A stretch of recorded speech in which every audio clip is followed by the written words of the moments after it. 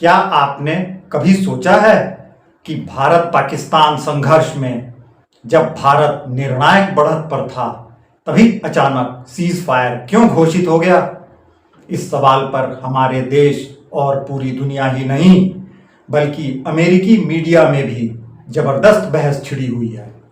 New York times, Washington post, CNN और NPR जैसे प्रमुख मीडिया संस्थानों ने इस घटनाक्रम का गहराई से विश्लेषण किया है और हर रिपोर्ट में भारत की सैन्य ताकत, कूटनीतिक स्थिति और अमेरिकी दबाव के दिलचस्प पहलू सामने आते हैं।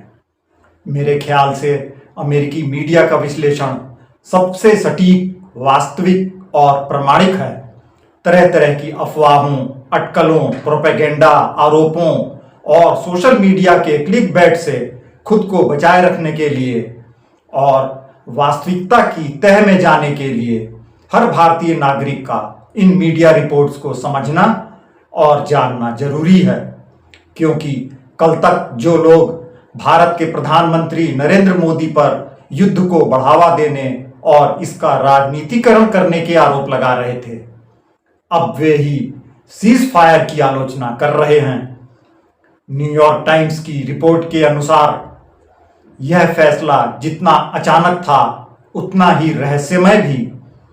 4 दिन तक मिसाइल, ड्रोन और एयर स्ट्राइक्स के बाद दोनों देशों ने बिना किसी पूर्व संकेत के शनिवार को सीज फायर का ऐलान कर दिया। रिपोर्ट बताती है कि भारतीय सेना पाकिस्तान की सीमा में गहराई तक घुस चुकी थी। कश्मीर में हालात बेहद तनावपूर्ण थे। भारत ने पाक अधिकृत कश्मीर में आतंकी ठिकानों पर हमला किया था। जवाब में पाकिस्तान ने भी सैन्य ठिकानों को निशाना बनाया। इस बीच अमेरिका ने अचानक मध्यस्थता की पहल की। राष्ट्रपति ट्रंप ने सोशल मीडिया पर सबसे पहले सीज फायर की घोषणा की, जबकि भारत और पाकिस्तान ने बाद में इसकी पुष्टि की। न्यूयॉर्क टाइम्स के अनुसार अमेरिका को सबसे ज्यादा चिंता इस बात की थी कि भारत ने रावलपिंडी के नूर खान एयरबेस को निशाना बनाया।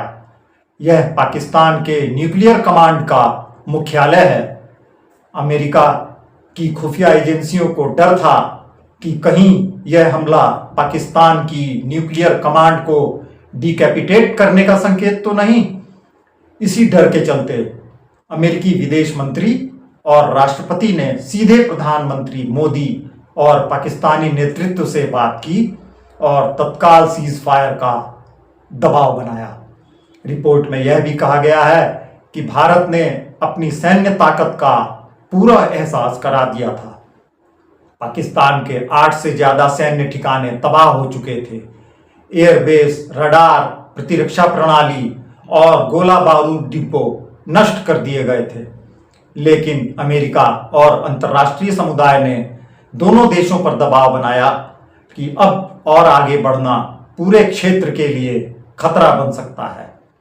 सीज फायर के बाद भी सीमा पर छिटपुट गोलीबारी और आरोप प्रत्यारोप जारी रहे, लेकिन दोनों देशों की सरकारों ने इसे मजबूरी में स्वीकार किया।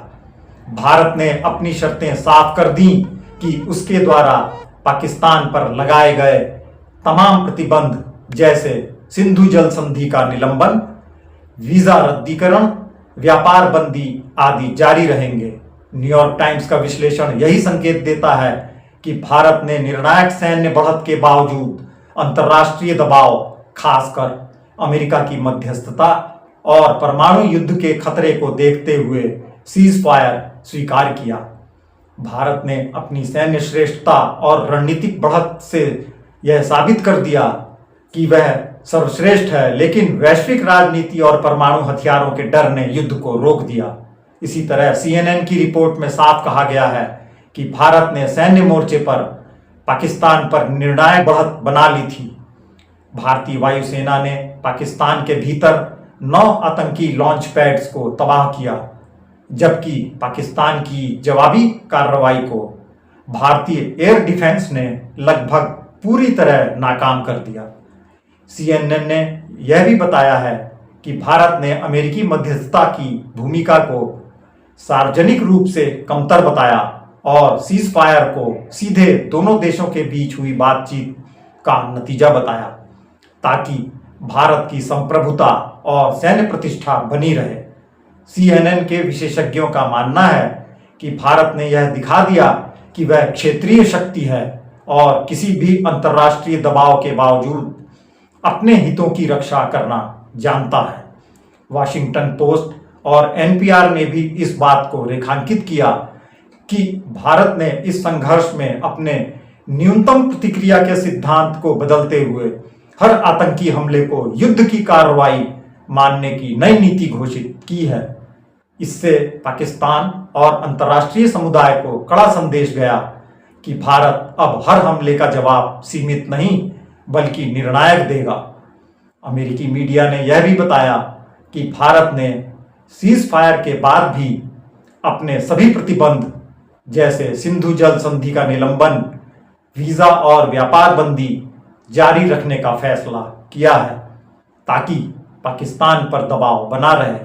CNN और अन्य रिपोर्ट्स में यह भी सामने आया कि सीज फायर के तुरंत बाद भी पाकिस्तान की ओर से जम्मू कश्मीर और सरहदी इलाकों में उल्लंघन की खबरें आईं, लेकिन भारतीय सेना को कड़ी कार्रवाई के निर्देश दिए गए हैं।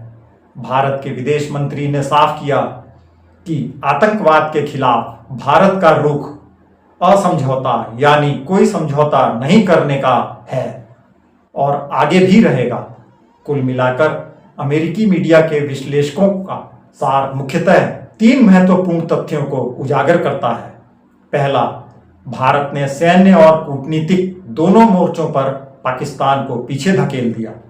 दूसरा, अमेरिकी दबाव और परमाणु युद्ध के खतरे के चलते भारत ने जिम्मेदार वैश्विक शक्ति की तरह सीज फायर स्वीकार किया, लेकिन अपनी शर्तों और बढ़त को कायम रखा।